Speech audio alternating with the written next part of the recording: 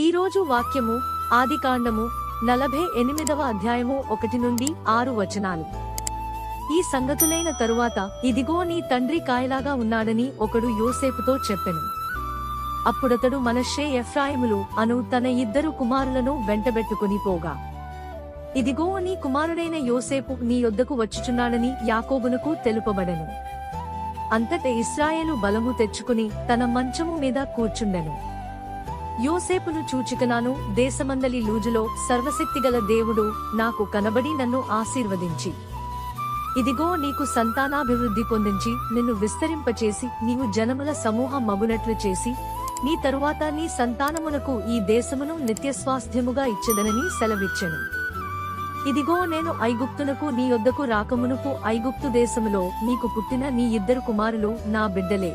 రూబేను షిమ్యోనుల వలె ఎఫ్రాయిము మనష్షే నా బిడ్డలై